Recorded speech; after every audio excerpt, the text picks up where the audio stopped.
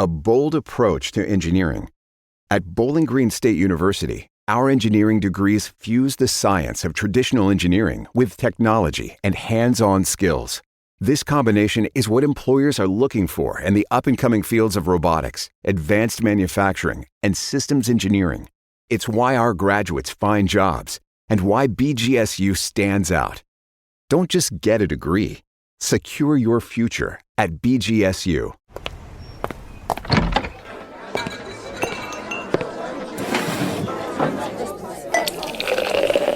Hey, pull up a chair. It's Hacks on Tap with David Axelrod, Robert Gibbs, and Mike Murphy.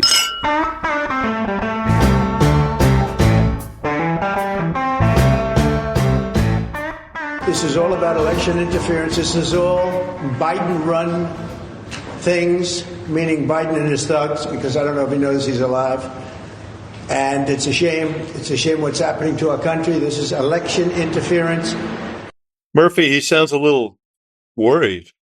Yeah, a little perturbed lately, a little irritable. I think it's his age and dementia catching up with him. I'm gonna flip that switch because he's now beating President Biden in malaprops.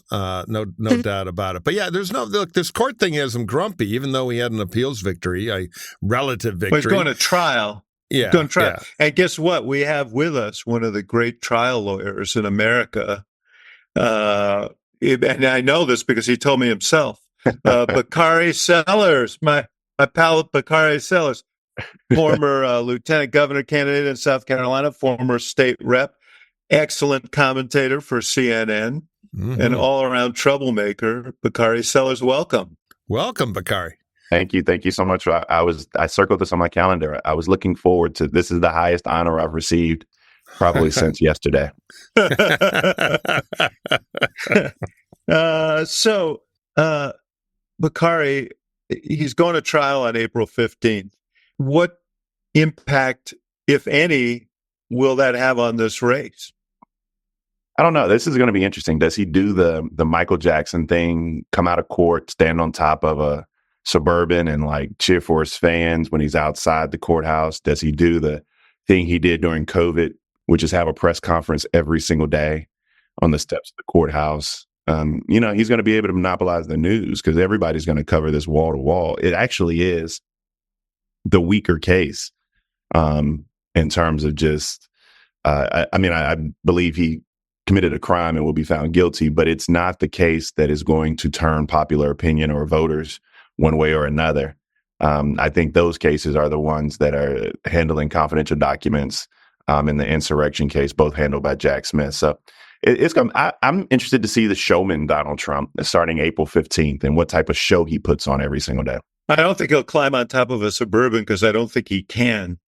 But Murphy, do you think a conviction in this case hurts him? Marginally. The problem is it's just a big cloud of stuff. He's got legal trouble, this judge, that judge. So for the junkies, cable news is wall to wall. Every board lawyer in America now has a cable hit to do.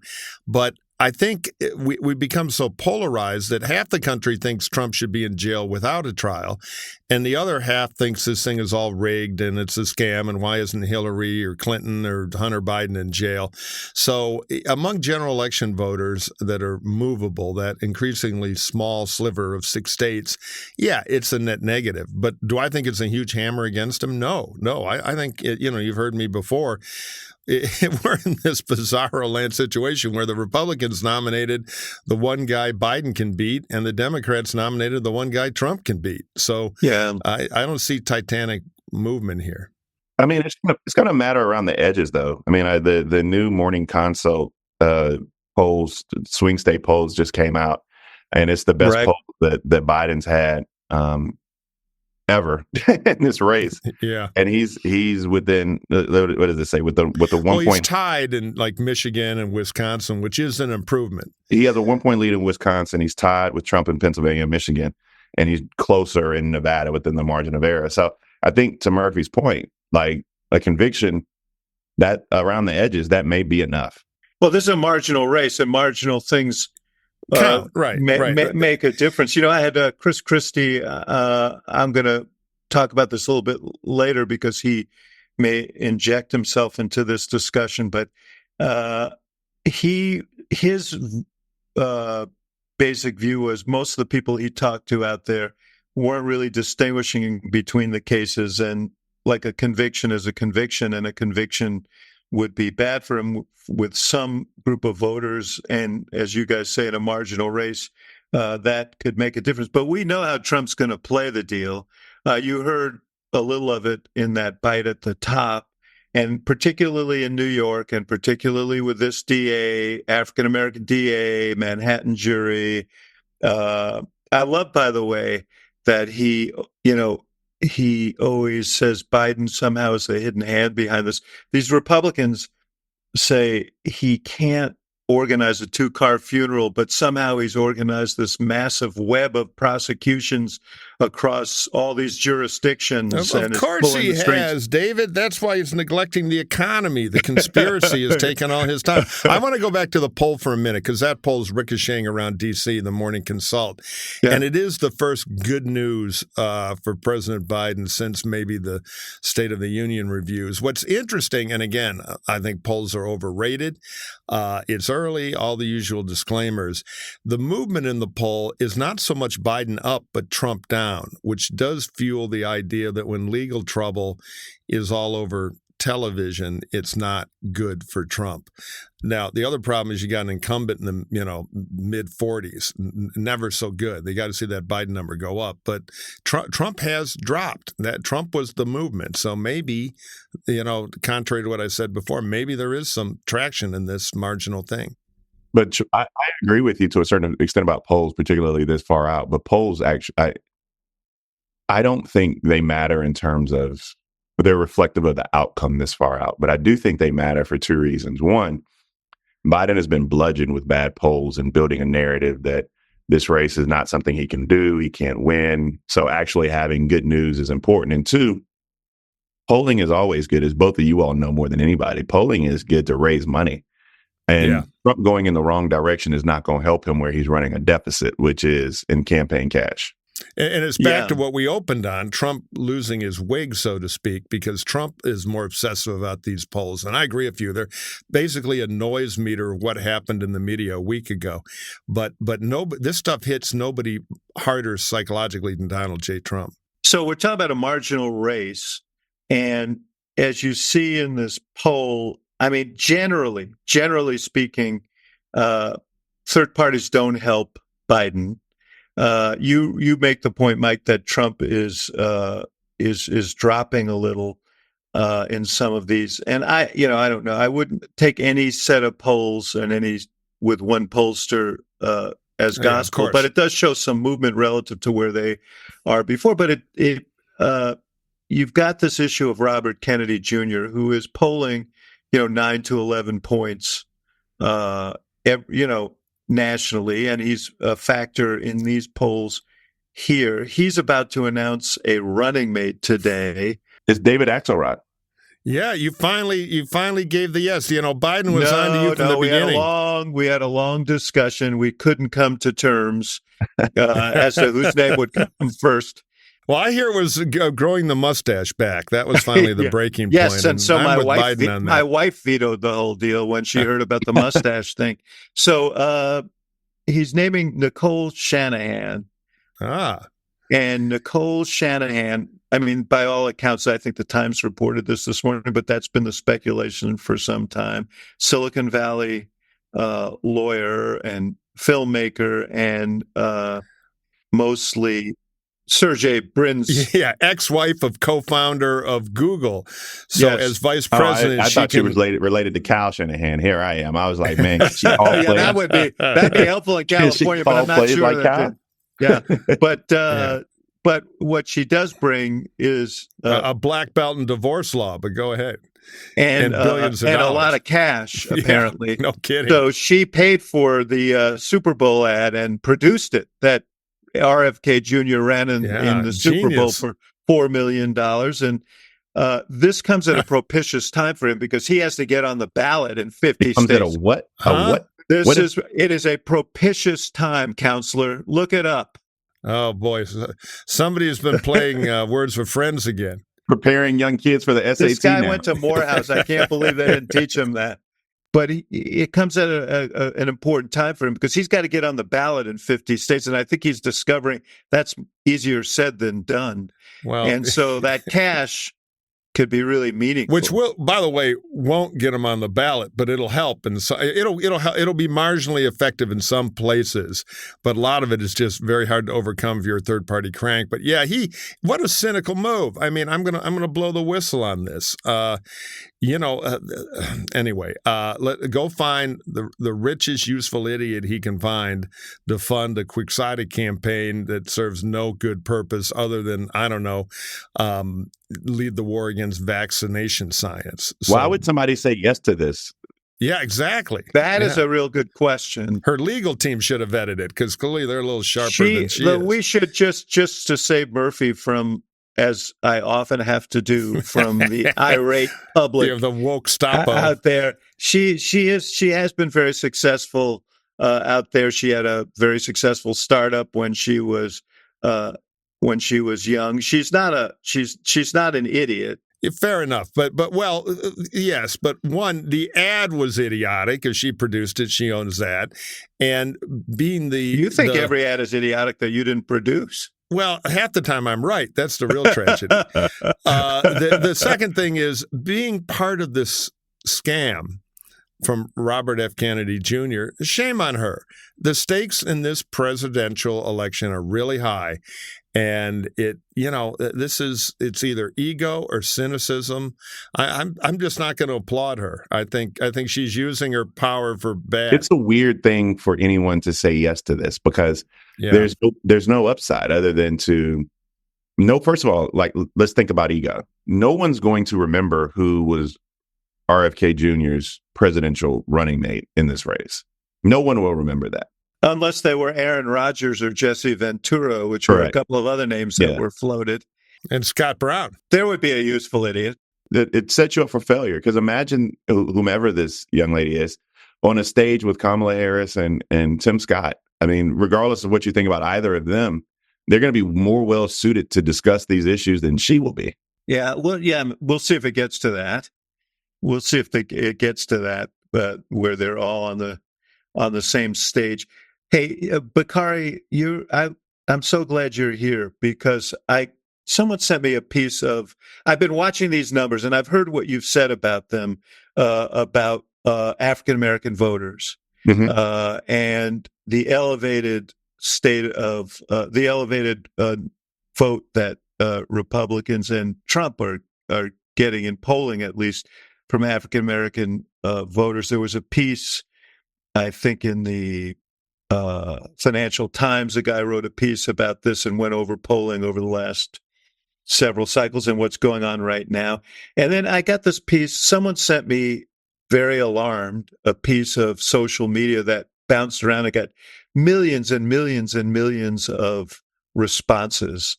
And I want you to listen to this. And I want on the other end to talk about why it was so impactful and whether you think this is a real thing. I should point out, I don't know who this guy is.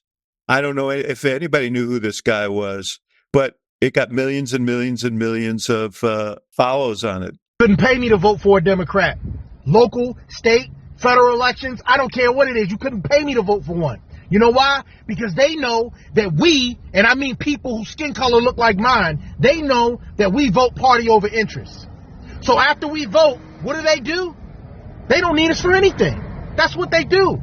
Year after year after year. I'm from Baltimore, and I go home at least twice a year to see family. Same abandoned homes, same crime rate. We haven't had a Republican mayor since the 60s. And look at our environment. The same can be said for Memphis. The same can be said for St. Louis. The same can be said for Detroit. The same can be said for a lot of these cities all over this country that have been led down the toilet by Democrats for decades. Stop voting party over interest and vote interest over party. You know, I like that guy. I think there's a point about one party rule. It's not. That's a crock of shit. The funny part about it is, like, you could say the same thing for rural Mississippi. You can say the same thing for rural Alabama. You can say the same thing for Louisiana. You can say the same thing for South Carolina, where you have these states and cities that have been run by Republicans year after year after year after year, and the only thing that you know is poverty. I mean, in South Carolina, we have a quarter of shame. Kids go to school where their heating and air don't work. Infrastructure's falling apart. We don't have OBGYNs in every county. We have rural hospitals that are shutting down. Our roads are just the worst. Bridges are falling apart. And this is all under one-party rule. One-party rule, decade after decade after decade. So the argument's a bit of a red herring. But what he does articulate better than anything is a frustration that a lot of Black voters have with the process. And let me just say this, and I've been thinking about this for a very long period of time. One of the more sinister political ploys that is just, it lacks any human dignity, but has been very successful. It reminds me of Atwater, was busing migrants to, so they're not busing migrants to sanctuary cities. I mean, you have sanctuary cities in Kansas. Ain't no migrants going to Kansas. Where they're busing them to are majority Black-run Black cities. Chicago, for example, Baltimore, for example, and it's building this animus between brown individuals. And it's not a xenophobic animus. It's not a I hate immigrants animus. It is, why does this community get resources and mine does not? And this guy on TikTok is articulating, I think his argument is simplistic, and I could point out 100 reasons why it's wrong, but you can't deny the anger that he has. Yeah, I mean, the question I have for you is, why did it find such a big audience? And I mean, some of it, honestly, it was on TikTok. I think there's so much going on below the surface that we can't see. So you don't know who's amplifying these things. Yeah, but it can be organic, too. There is frustration. You can see it in the polling numbers on Biden. He's underperforming right now. There's frustration. But my question is to what I'm asking Bakari really is there danger in that argument? I mean, I think social media has added a new, interesting, just kind of echo chamber where you can have something like this go viral and kind of build into the political narrative. There are a few things I would address. The first is that Donald Trump's not getting 20% of Black voters. And Joe Biden's biggest problem with Black voters is not going to be the person. It's turnout. It's turnout. It's the couch. I always say that people analyze this race wrong. They think it's a two-person race. And it's not. I mean, it's Joe Biden versus Donald Trump versus the couch. And the couch is very, very successful. And ads like this benefit the couch because people will just simply stay home, right? And so I think that there is a turnout argument that has to be made. There is a messenger argument that has to be made. Like, who were the best messengers for the people? People no longer trust Joe Biden. They don't trust Kamala Harris. Respectfully, they don't trust your old boss, right? They're not trying to hear from these political figures. Now, they still have a great deal of He's talking about John McCain, Murphy. Yeah, McCain. Yes. So that I think that one of the things that we have to do is figure out a way to tackle this new environment where there is TikTok and you have to message on TikTok. And Democrats are just, we're decently stale. We've always been poor messengers. And it's reflective in this new environment. I always go back to the same thing every time. They want to win the election. The easy meeting for the Biden people to have is, we're going to hit Trump on this. We're going to hit Trump on that. We're going to do all these programs. Great. Do them all. They got to fix Biden. Biden's numbers have to go up, and they've got to re-energize that vote. This thing didn't spread because there's the flip side of the secret conspiracy that Joe Biden's supposed to be running. There's an appetite. There's frustration. There's frustration in the cities. The Democrats do run more big cities where there are governmental challenges than the Republicans do. I take the point about South Carolina. You make it about Alabama, too, and other places. One-party rule, generally without competition, is bad. Yeah, I don't care what market you talk about. But there is a frustration with Joe Biden. There's also a weird Trump appeal that you see in the Latino community, particularly of men who are traditionally Democrat. Look down to the Rio Grande Valley and some of that. This is a legit organic frustration. It may be simplistic, but the first rule of the internet is bad news travels faster. So the Biden people have to move his numbers with these. I don't think they're going to vote for Trump either, but the couch is winning right now. I think that both things are true. They need to raise his numbers, but they need to do it in a comparative way. Sure. Because ultimately, you need both to animate voters who aren't animated now. And I think that means Black voters, Latino voters, though, this is a more complicated question, and the community is much more diverse. And young, I guess I said young voters. Just one quick interjection, because I saw some new data. Here in Los Angeles, in L.A. County, I just saw a survey done by a reputable Democratic polling firm. And you look at L.A. County, Democrat bastion, you look at the numbers of our very progressive DA, George Gascon, who was at the cutting edge of kind of the progressive DA movement. They've had it. So some of the progressive cutting edge, quote unquote, Democratic issues aren't working in cities anymore because of quality of life concerns. And right in the front of that is crime. This is like a case study. He's doing 1 out of 4 voters. Crime is actually going down, but the kinds of crimes are significant. The counterpoint to your argument, crime is actually going down in these cities. Yeah, that's like the Biden Thanksgiving argument. You go to LA and hold up a big sign, stand anywhere, particularly in any part of town, hold up a sign, crime is going down. People are going to throw eggs at you. We just had a state's attorney's race in Cook County in Chicago. There's still the race is like 50-50, and it's still up in the air between a former judge and prosecutor, white woman, who was running against some of the policies of the incumbent, Kim Foxx, who is one of the leading sort of progressive prosecutors who suspended all prosecutions for thefts under $1,000. And a lot of the sort of visible crimes that you see on the news, or some of them in Chicago, have to do with these smash and grab things and carjackings. And so anyway, we'll see about that. All right, we're going to leave for a minute to pay the power bill, and then we'll be right back. Well, Hackaroos, Murphy and Axelrod here, and when you think physical fitness, I know what comes to mind. Murphy and Axelrod. Well, that's why we're here talking about got those wash tub abs, and no, exactly. Your old Secret Service code name was Adonis back at the White House, and I begged for that. I'm in litigation with Muscle and Fitness over cover royalties. But anyway, what you need, dear friends, is if you want to look like us, you need the Total Gym. Actually, if you don't want to look like us. Yeah, exactly. Avoid looking like us. Check out the Total Gym and get this. This is pretty cool. You can try it out for 30 days for just $1 plus shipping. Seriously, $1, you get a 30-day try with the amazing Total Gym. Do you want a total body workout in just 10 to 20 minutes? Because we're all busy. And that's the issue. You need to try this Total Gym. The Total Gym Fit Total Gym's newest model lets you do over 85 exercises. 85? 85, brother, in one home I only know 3. You have it right in your home. It's very easy. You won't get bored. You'll never get bored working out again. And Total Gym accommodates all fitness levels from ages 8 to 80. So even you, Murphy. So literally anyone listening to this can enjoy the Total Gym. And Mike, I have one. I just got one. I just assembled it. Are you on 85 yet, or you're still on exercise 1 putting it together? Well, that one was a big exercise for me, even though it is very easy to do.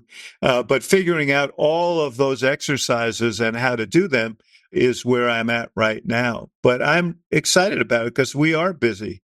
And I do worry, increasingly, I worry about skipping exercise because we have stuff to do like this podcast. So Total Gym is a real answer for that. Yeah, you can put it in your house, 20 minutes. Everybody has 20 minutes. On your cheat day, do 15. We won't think you out. But daily exercise is critical to longevity and everything. And again, with 85 exercises, you don't get bored, which is why you can use it if you're 8 or 80. And by the way, what makes Total Gym so effective? You work out multiple muscle groups simultaneously. So what used to take over an hour now only takes 10 to 20 minutes with Total Gym. It's incredibly efficient. Total Gym can now be found in over 4 million homes. So they aren't just another fitness trend. They are a brand you can trust. Remember, it only takes 10 to 20 minutes a day to reshape your body. Head to TotalGymDirect.com/hacks for an additional 20% off your order. And like us, you can try to get 20% off you. Remember, that includes a free ab crunch attachment and free shipping. And folks, this special offer won't be available for much longer. That's TotalGymDirect.com/hacks for an additional 20% off. And make sure you go to our URL, TotalGymDirect.com/hacks, so they know Murphy and I sent you.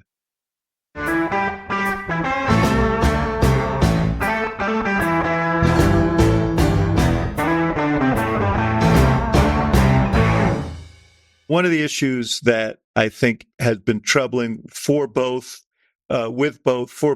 with both young and African American voters, has been the war in the Middle East and in Gaza. And a few interesting things have happened, Murphy. Biden has gotten tougher and tougher on Netanyahu. You and I on an Israeli podcast talked about this. Schumer, in my view, probably over-torqued the thing, and made a mistake. And it was a gift to Netanyahu politically because he got into whether Israel should have an election and get rid of Netanyahu. But the U.S. sat out a resolution, a ceasefire resolution at the Security Council. This was sort of a historic thing. And then Netanyahu withdrew his team from coming to the U.S. to talk to the Biden folks. So that thing has gotten testy. It is going in the wrong direction for everybody. Bakari has an interesting perspective because he is rooted in the African American community, but also has a pretty strong tie to, or has historically had a tie to AIPAC and the Jewish community. Bakari, where is this now as an issue? I read an interesting article on Politico. Was it yesterday, I believe, where they talked about Kamala Harris. She finds herself a step up in front of Biden on the issue of Israel. I think that there are a few things. I think that the largest impediment to peace, and you talked about it, is Benjamin Netanyahu, right? And I think that Chuck Schumer did go a bit far in his speech from the well. And I think that you're starting to see the grassroots efforts actually reverberate because you had this historical vote in the UN Security Council. What's going to happen between now and November? What has to happen is there has to be some cessation of fire. There has to be some cessation of fire and the return of hostages to Israel. And if those things do not happen politically, Joe Biden will have a problem with African-American voters, and he will have a problem with young voters. Those are things that have to happen. Now, if they do happen, then, the next topic du jour of the day comes up and we'll see what happens. But, having that ceasefire for a period of time and returning the hostages are things that have to happen. And I'm not sure Jake Sullivan and the crew know exactly how to make it happen. Murphy, you mentioned Latino voters before, and I want to link these things. I've said for a long time that I think that the subtext of the Republican message is basically world's out of control. Biden's not in command. He's too old. He's too weak. Trump is strong. And I think that whole strength weakness thing does have some impact on some Latino voters, on some young African American voters. All voters. That's his brand. It's phony. It's as phony as the boardroom on The Apprentice, but the perception is strong. Go ahead. No, but listen to Trump yesterday. This is what I want you to comment on.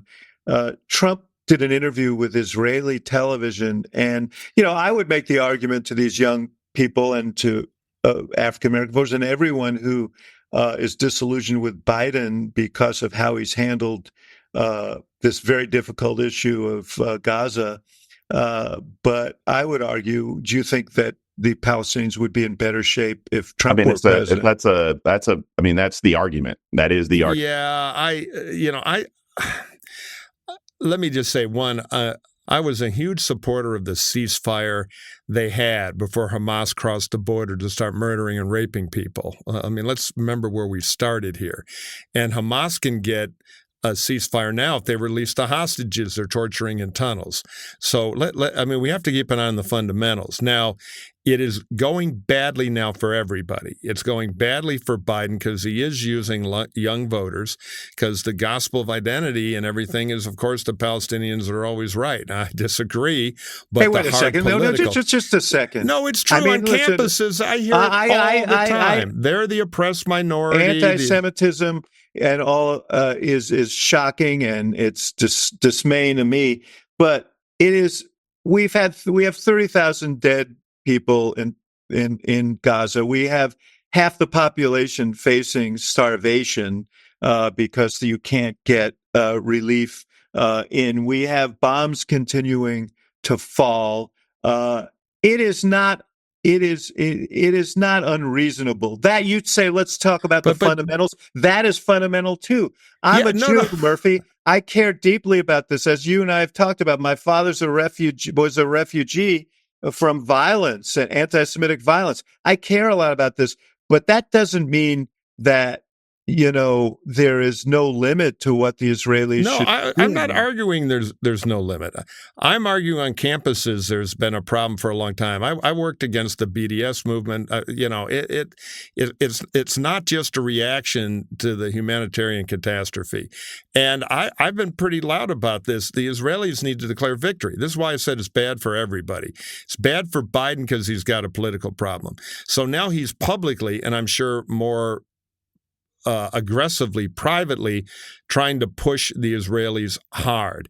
Very bad for Israel to be untethered from the U.S., not in their interest at all. It only encourages their enemies. If I'm Hamas watching all this, I'm like, God, they're losing the Americans. We're not going to let it. The longer this goes, the more civilian the more civilian casualties, the better for us. They're terrorists. So Bibi then, of course, is doubling down on trying to partisanize it and become a MAGA Republican, which is even worse for the Israelis.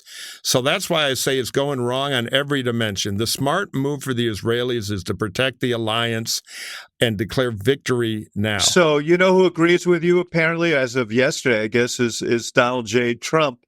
Let's listen to that. I'm saving him. You have to finish up your war. You have to finish it up. You got to get it done. And I'm sure you'll do that. And we got to get to peace. You can't have this going on.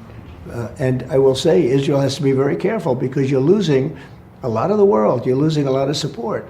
But you have to finish up, you have to get the job done, and you have to get on to peace. You have to get on to a normal life for Israel and for everybody else. That's also where Biden is, by the way. They all want to land it. There are two things. First of all, if anybody thinks that Donald Trump's going to have the competence or the competent people around him to figure out this quagmire, then they're not looking at this or framing this the right way. I said this on TV with you the other day. David, you got a little blowback from people, but that's just the nature of this argument. I said, we had a ceasefire prior to October 7th, right? And I am a firm believer that it's very difficult to negotiate with people who don't believe you have a right to exist. And that's Hamas. Exactly. Right. I agree with this, but on the flip side, Bibi has to maintain power or he's going to prison. And right.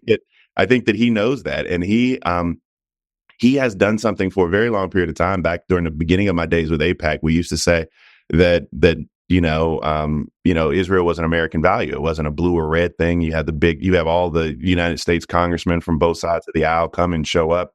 That became a little bit more frayed when you had to explain to people in the barbershop why Bibi Netanyahu was bucking Barack Obama and coming to give a speech to the United States Congress. And you begin to see that fray. And now, Murphy's right on a certain part of this, which is that Bibi wants to be a MAGA Republican. But the wow part about America First is that it makes it more complicated because there's so many people who don't even want to get involved in this now, which is rare, both sides. I thought, it tells you where Trump's read is of this race, because he also has to maintain, he needs to regain power or he may well be going to prison. So he and Bibi are sort of in the same boat.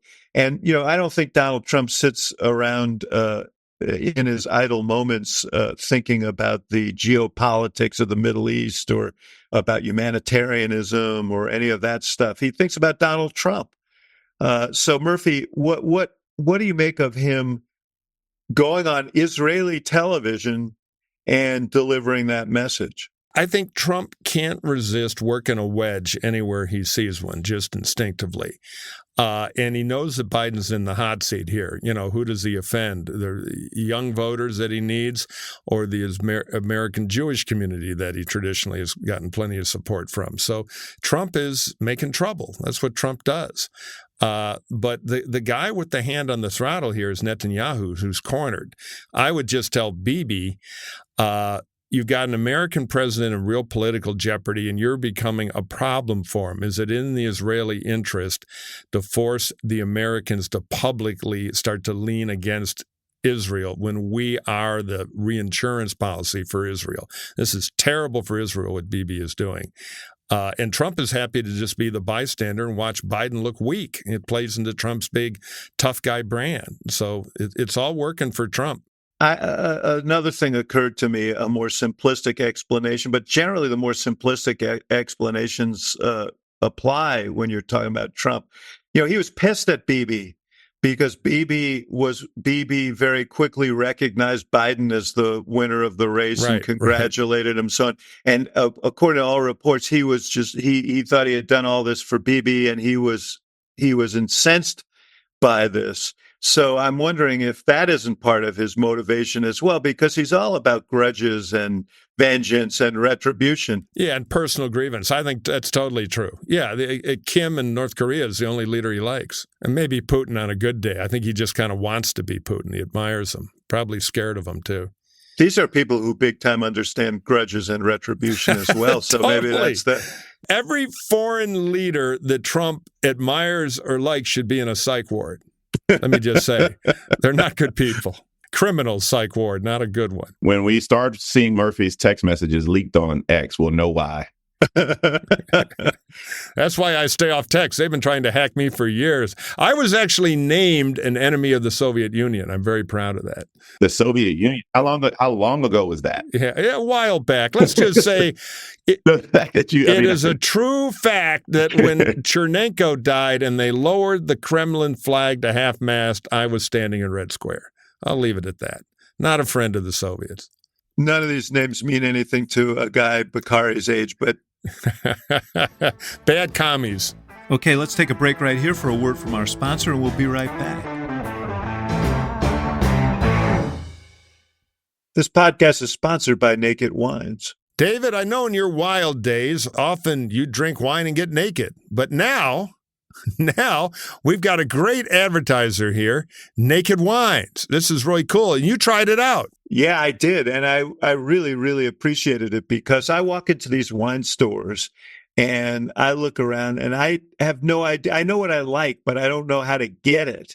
Yeah, it's complicated. Yeah, it is. And nakedwines.com has the answer for us. So, Mike, you know what Naked Wines is? It is a really cool way to buy wine the smart way when you don't know a lot about wine other than you love to drink it. Naked Wines is a subscription service that seamlessly connects you to the finest independent winemakers on the planet. So you get a box of the market's best quality wines, however often you'd like it, for a fraction of the price you'd normally pay in stores.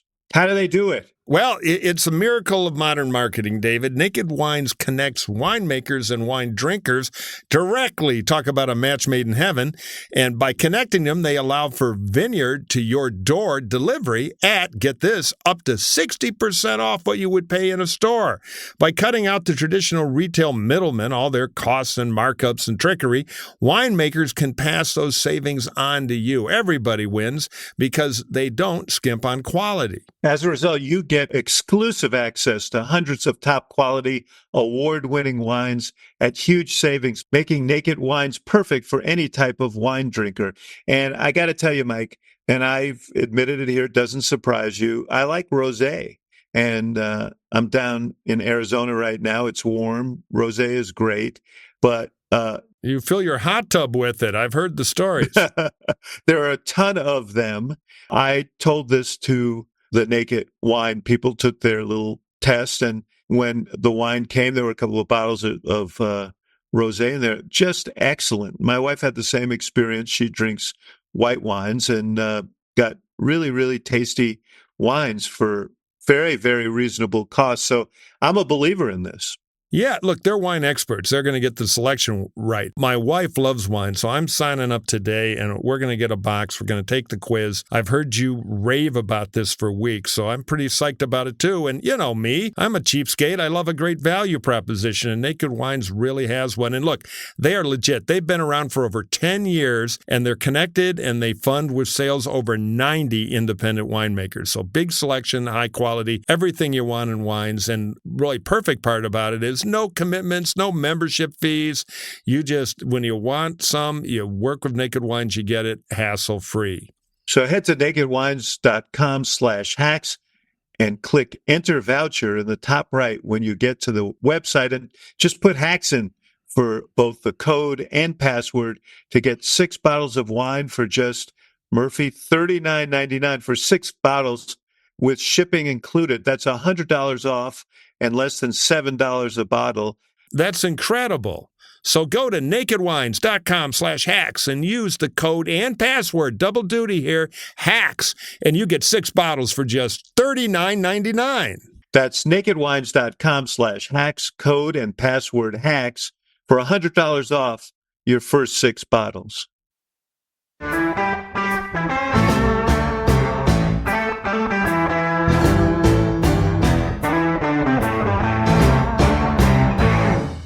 So I had Chris Christie. I did an event with him at Arizona State University, and we did a live episode of the Axe Files. And right around then, stories were percolating. This was last week about him and the No Labels Party. And I asked him whether he was seriously considering that. And this is what he had to say. One of the parties that is at least notionally going to be on the ballot is the No Labels Party. Your name has come up as a potential nominee. Is that something that you are considering? You know, I think the way I would look at it is I will do whatever I can to try to make sure that the country doesn't go through what I think will be the misery of a second Trump term. There's a lot between actually running yourself and nothing. But I wouldn't preclude anything at this point, David. I would just say that there are a number of hurdles to get over before I would actually consider running as a third party. Oh, God. A yes or no question. How many voters have to say no to this guy before he gets the message? What a ego out of control, in my view. That's a yes or no question. I don't know. The interviewer was left a lot to be desired. Question. Yeah. Some hack. A discerning listener would say that was not a no answer. A discerning listener, Bakari, would say, this is a guy who is negotiating and waiting to see if the deal is he might plausible. be negotiating with Biden at the same time, because all Christie would do as a third-party candidate is give Biden haters a more emotionally fulfilling experience. Give Trump haters a more emotionally fulfilling experience. So it's bad. I raised this with him in the conversation. It seems, look, as I said, I think I said earlier, anything that lowers the threshold helps Trump, because Trump has a ceiling. He has a high floor and a low ceiling. So secondly, the kind of Republicans who might flake off to Christie are people who may grudgingly fall to, like you, Murphy, grudgingly fall to Biden in a general election. I think that's the most likely place where it's like French votes. Vanilla ice cream. It's not good for vanilla. He is a very good communicator. He'd put on a show. It doesn't matter if they don't have any money and he's not on a debate. Well, I think that's part of the negotiation, Bakari. I think that he's probably in a show me the money phase of this. Right. So note to MSNBC, You might be making some talent changes in the next 24 hours. Go write the fat check to Christie. Get him out of this. See, I think Chris is a capable Paul. We've all seen that. Good communicator. He's just turning on the bright lights in the shop window here. By flirting with this, he's back in the media. I'm sure he's got some agents looking for a better TV deal. I'd be surprised in the end if he runs, because he's smart enough easily to know it helps Trump. But that was a shameless bit of P.T. Barnummism there by Christie. The No Labels Party is at a desperate point here because they have... Everybody said no. I mean, Chris Christie is behind Jeff Duncan and people who've been asked to be on the ticket here. I mean, Larry Hogan was their principal target, and I think the former governor of Maryland, and now he's running for the Senate in Maryland, which, by the way, makes that a more interesting race than it would otherwise have been. But coming up on a deadline here, if they don't pick somebody soon, they're not going to be able to get on the ballot. Correct. I mean, the RFK just ran into that. And I have a question for both of you. RFK just ran into that issue in Nevada. Yeah, because he had to have a running mate. That's one of the reasons why he's naming a running mate today. Correct. So give me the profile of a No Labels Party voter and the profile of a RFK Jr. voter.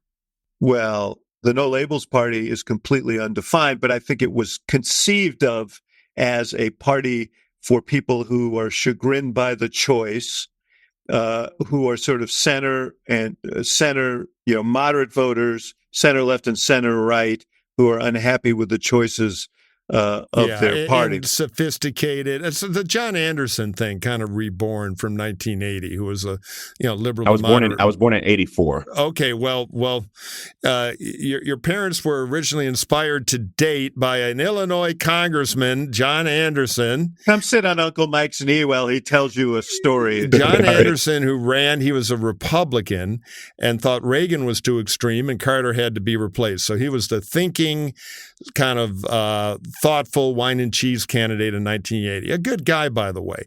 So it's a rehash of that. The thing was built, they were praying for Mitt Romney. And, this thing was conceived by professional fundraisers. So it's aimed at kind of the fancy class, so to speak, because that's where the donors are. And that's where the people, I can't abide Biden, but, that Trump is horrible. So it's an escape valve for them. And as David said, and I think you said, Bakari, they can't find anybody dumb enough to fall for it who's somebody. So, it's going to wind up with a Kardashian. If somebody will be RFK Jr.'s running mate, somebody will be at No Labels president. They're calling Silicon Valley divorce lawyers right now to see anybody else like her we can get, a couple bill. Although there was I saw something this morning that mysteriously someone took the site nocandidateparty.com. So maybe there'll be the no candidate party going into this election. That's not really true, by the way. That was a joke that didn't land. But we heard the thud heard around the world. Yeah, man. keep going. Jeez. You got a million of them. We need a pun quickly. It's early. Last thing before we get to some questions from our listeners. The House and Mike Johnson, they passed these spending bills. Marjorie Taylor Greene files a motion to vacate the chair. In other words, to kick him out like they kicked out Kevin McCarthy. Meanwhile, they take off for 2 weeks. They still haven't voted on Ukraine aid, Israel aid, and border aid. Murphy, explain your party here. That's a special wing of my party that I'm not very connected to, because I believe in knives, forks, and geometry. So I don't speak caveman. But he's hanging on by a thread because he's got another revolt because he actually didn't want to shut down the government. I'm talking about Speaker Johnson.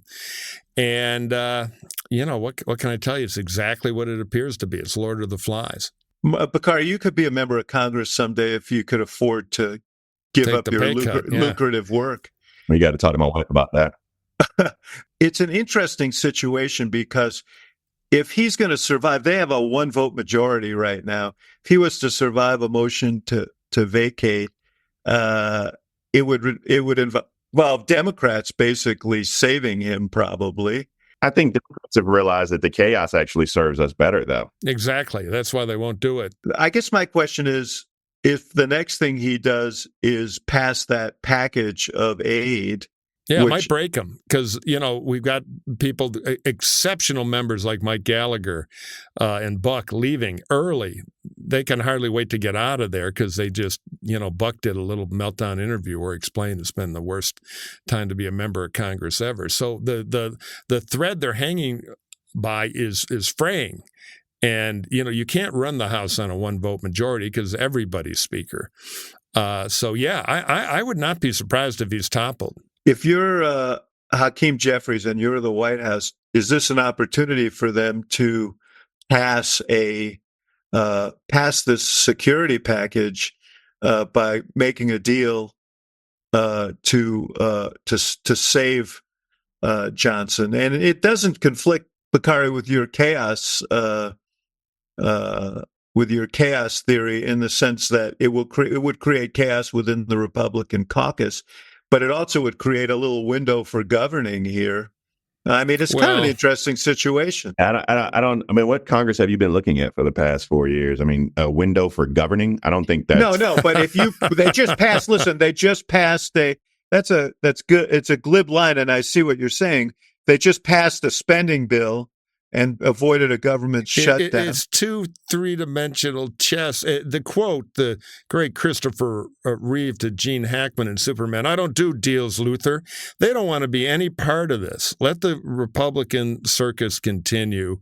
Because if they save Mike Johnson, they own Mike Johnson. Yeah. I mean, politically, the downside. Right. Well, he's done. Right. I mean, I don't think he's going to survive. I mean, you've given listeners the choices he has. Either he cuts a deal with Democrats and he's done, or he passes these spending bills, not spending bills, these security bills, and he's done because there are enough people who are isolationist, American First, MAGA to get rid of him. Or he doesn't. I guess the question is, does he decide that not passing them may give him the opportunity to continue? And that would damage the world. That literally damages the world. Any type of stability we have remaining and illustrates his lack of political courage. I mean, I think first of all, January 2025 is Speaker Hakeem Jeffries. That's first. The Senate's going to be whatever it's going to be. But I think the House, this inability to govern, the chaos that they've had, I think voters will remember that, particularly in swing districts. If I had to guess, I'm not sure I agree on the House. I think it could go either way. But if I had to guess, I think Johnson will make a Democratic deal to get the Ukraine thing and particularly the Israel stuff done, and then he will move on to an august career as president of the American Adhesive and Fastener Association at $800,000 a year. So I think he'll do the right thing and get shot, and then he'll get expelled. That's my best guess in a murky situation. What about Mike Johnson's career has showed you that he is some elected official of some fortitude? Well, I think he's in a cul-de-sac now where he has to choose his death. So he might as well go out swinging and have the Republican business establishment owe him one and the senators. I don't think he wants either choice. It's like, death by drowning or death by... I don't know if he's motivated that way. Maybe if God tells him, to keep fighting, he can get toppled the regular way. I'm just saying it's an interesting moment here. Yeah, I just don't think there's a clever Democrat inside play that's politically good for the Dems. I saw AOC on Sunday, and she said we're not now. She wouldn't necessarily support that security package either because it has aid to Israel in it. But I heard her say, we're not going to do that for nothing. And I kind of hear that privately from people too. If he needs our help, then we're going to need him. And this is the security bill is the one that a lot of them mention. So what does she want? The Green New Deal out of him? I hadn't talked to her. Man. She's holding up Israel aid for oh God, another one of my favorites, AOC. Yeah, I know. Yeah, I like her better than you do, but and I'm a likable guy. I try to see the best in people. I don't like with her. These spurious. You bring up Marjorie Taylor Greene. I'm worried you're hanging around the wrong cocktail parties. We got to talk. He's not getting invited to any of them, actually. Yeah, I don't go to cocktail parties. I don't get invited to them. Well, what was it, Mao's birthday or something? Where'd you run into her? Bakari goes to them. He knows what goes on in those places. Let's stop for a minute and listen to a word from one of our fine sponsors.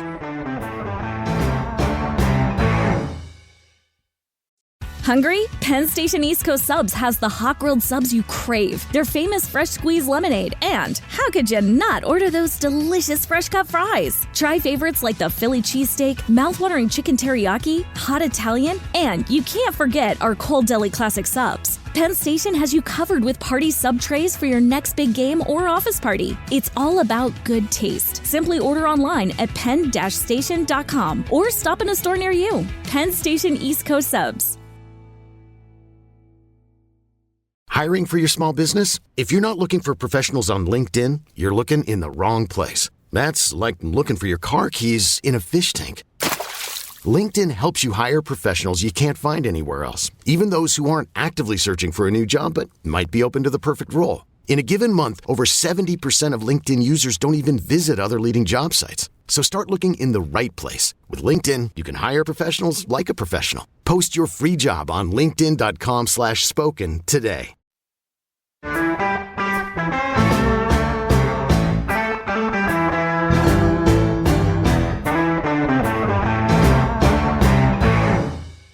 Let's see what the great American public wants to hear. It's listener mailbag. All right, Hackaroos, if you have a question, send it to the mailbag at hacksontap@gmail.com, hacksontap@gmail.com, or we have an impossible-to-remember phone number, so get your pen or pencil. We're going to play it in a minute, where you can leave a voicemail and we'll play your question on the air, particularly if it praises me. Just keep it short, like 20, 25 seconds, and give us your name. No speeches. That's our job. What's the number? 773-389-4471. I'll repeat it because who can remember that? 773-389-4471. Thank you to AI for generating Mike Murphy's voice and giving the people the correct phone number. Bakari, we got one for you from Virginia, who was good enough to leave her question on voice. Hi, Hacks. This is Virginia in Chicago. Could you please address the idea of a debate between Trump and Biden, what you think the advisability of that is for each party? And is it possible, do you think, to have them have the moderators be able to cut the mic when certain parties really bloviate? Thanks. I wonder if she's talking parties, about that's Midwestern polite for an a-hole. Go ahead. I think that it's going to be hard-pressed to get them both on stage. I think that the Presidential Debate Commission is one of those fixtures of American politics that's probably run its course, unfortunately. But if they actually get on stage, it's going to be a lot like the State of the Union, where Republicans are going to set the bar of expectation for Joe Biden to be so low. I mean, the State of the Union expectation was that he was going to come out with a walker with little tennis balls on it, eating applesauce.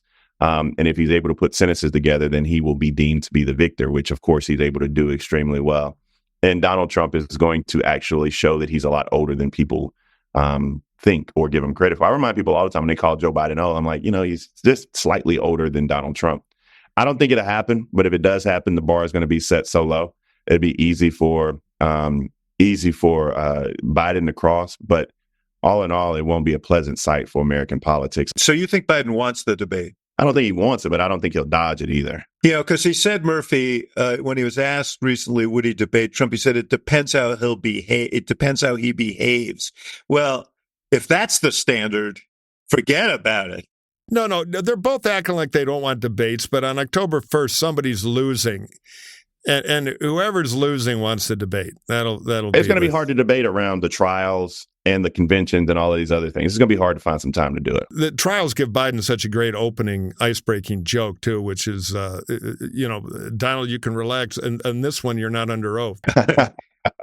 Anyway, that's free, White House. That's free. Luckily, the president listens to this podcast and will jot down exactly what you... He takes notes on you. I'm going to get him. Yeah, I'm sure. I think that's probably true. And who's that Irish jerk enabling him? If the debate goes forward, it'll probably be the most consequential since the Carter-Reagan debate in 1980. I remember watching that in the living room. Yes, exactly. We already established that you weren't born yet. Yes, no, on the black and white TV. Twist the knife, Bakari. Twist the knife. You've got to go handle a big case or something, some important Washington stuff. So thank you, Bakari, for your inaugural home run here. Yeah, exactly. This has been awesome. I would not rather spend more time with two middle-aged white guys than you two. So thank you. God, I am so touched by this. Yeah. Thank you. We're just relieved you called us middle-aged. All right. Okay, All right, brother. bye-bye. We'll see you later. Bye. All right. See you. Our next question is for Axelrod from Rick by voicemail. Hey, guys. Long-time listener, first-time caller. Rick from Texas here. Curious to know what you think about foreign affect for our election this fall. There's a lot of talk about TikTok and Cambridge Analytica in the past, but I haven't heard as much about it this year. So I'm curious to know what you think about that. Bye. Rick, thanks for the question. And thanks for listening. There is a rip-roaring campaign going on that nobody sees beneath the surface, and social media is going to play a huge part in what, as we keep saying, is a marginal election. And I do think, we played one piece earlier that was pulled off of TikTok that did very well on TikTok. I think that if malign foreign actors see an opportunity to amplify through bots pieces of social media that they think can be disruptive, they're going to do it, and they are doing it. And I think that we've seen. You've heard from authorities, the government, and so on, that they're already hard at work at this. I think they're going to be a part of this campaign, and and given the role, the importance of social media in the flow of information and misinformation, I think it's going to be meaningful and worrisome. Murphy, you got any thoughts? No, very hard to track, and the deep fakes are coming. You're going to see Joe Biden in a tutu running around chasing. I mean, it is going to be. If he's in a tutu and running around and chasing, I think that could actually help. Help him. Yeah, exactly. So it is a huge problem, and it is hard to shine the light on it. So I think it'll be worse this time. And foreign actors are a big deal, including, by the way, on this Trump bail thing. Even though it got reduced, foreign banks bailing them out is something to be concerned about. So, stay tuned, Rick. I think you're going to hear more about that sort of thing. I mean, this is obviously a vulnerability of democracies, is that we are open societies. And given the nature of social media, it's very easy to play. So it's something to monitor and something to be concerned about. And I'm sure a lot of folks are working on this issue. I got one for you, Murphy, from Dan. That is right down your alley as a frustrated stand-up here. What more can the Biden team do to lean into disarming the age question with humor or bluntness? Is there a reason Biden can't get caught on a hot mic on purpose saying something coarse like, "I'm old as shit, but he's fucking insane"? Speaking seriously, would it actually help him connect with those Trump light voters who have concerns about Biden's vitality mojo if he borrowed a smidge of Trump's saltiness to signal strength to those who may need such a signal? Well, Biden's so old he discovered the Beatles. Not the band, the insect. But boom, here all week. Tip your server. Yes, Dan, and they're starting to do it. I don't think they need the clever three to make the Beatles thing is still killing Axel right here. I don't think they need to be clever with hot mics. They've started to do it. He had the thing on Seth Meyers where he said, "We're both old, but I can remember my wife's name."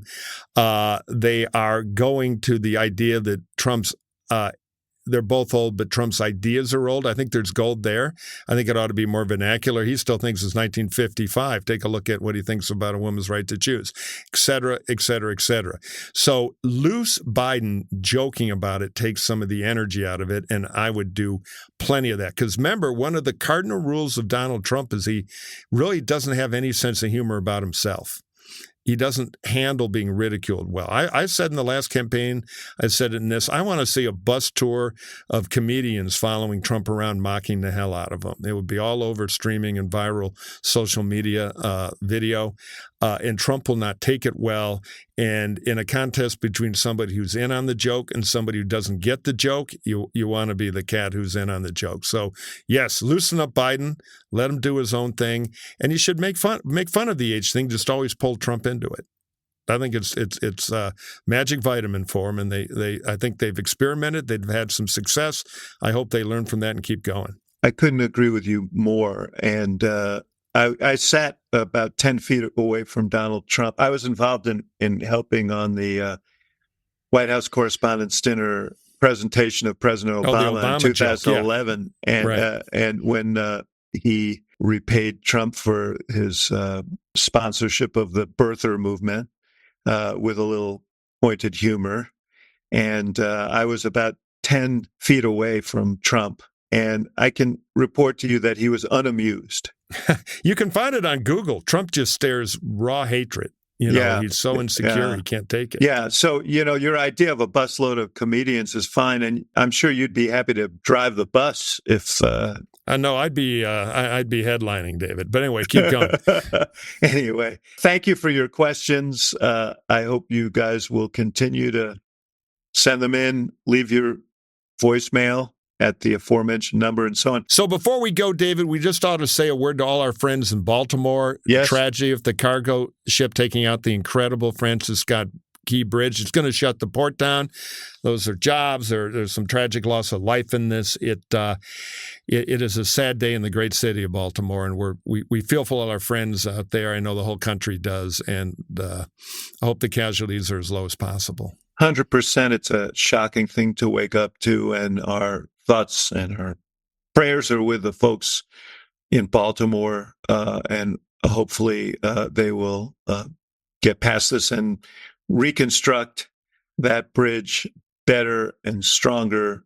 So, Murphy, your network hired Ronna, formerly Romney McDaniel, as a commentator after she got bumped out as party chair by Trump after years of faithful service to Trump.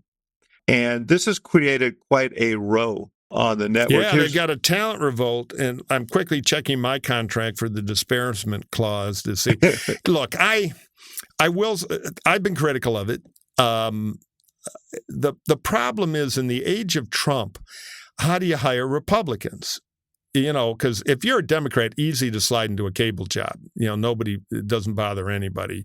You can go from being a flack and a spinner for a Democratic politician to cable news, particularly at MSNBC, in a blink of an eye, and I got no problem with it.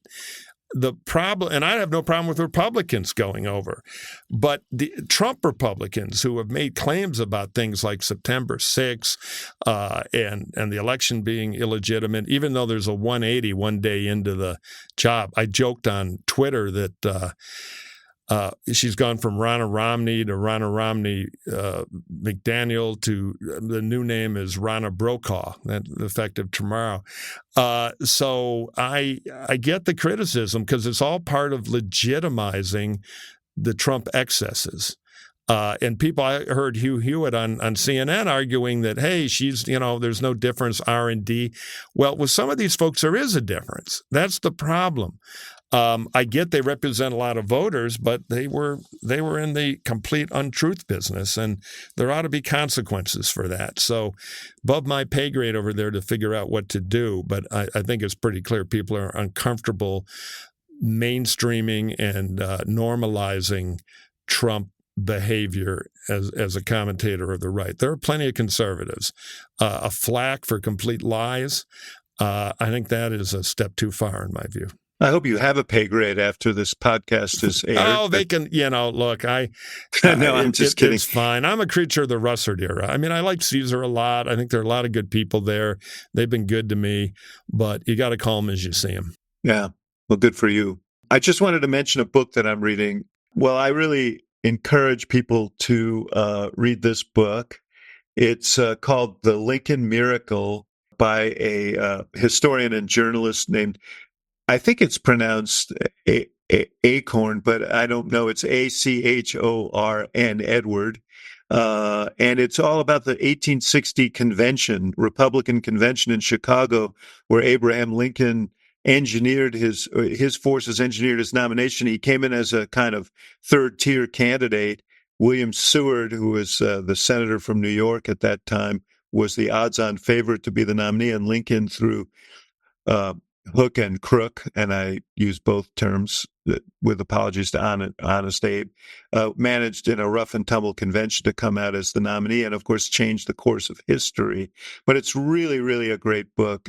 You just feel like you're there in Chicago in 1860. It was an interesting place and an unbelievably interesting event.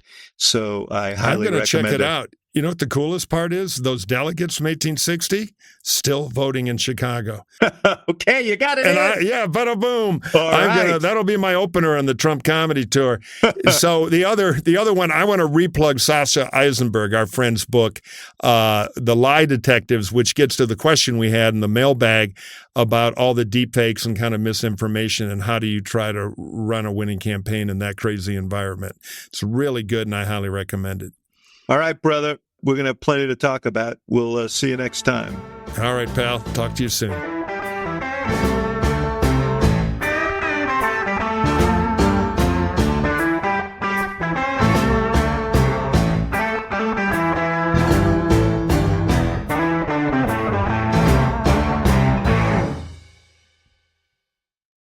With LinkedIn Jobs, we tap into a network of more than 1 billion professionals to help you find quality professionals quickly and easily for any role you need. Marketing wizards? Found them. Software engineers? Found. That project manager I could never seem to hire? And found. LinkedIn Jobs quickly matches your roles with candidates with the right skills and experience. In fact, 86% of small businesses get a qualified candidate within 24 hours. Post your first job for free and get started at linkedin.com/spoken. That's linkedin.com/spoken. Terms and conditions apply. I'm Sandra, and I'm just the professional your small business was looking for. But you didn't hire me because you didn't use LinkedIn Jobs. LinkedIn has professionals you can't find anywhere else, including those who aren't actively looking for a new job, but might be open to the perfect role, like me.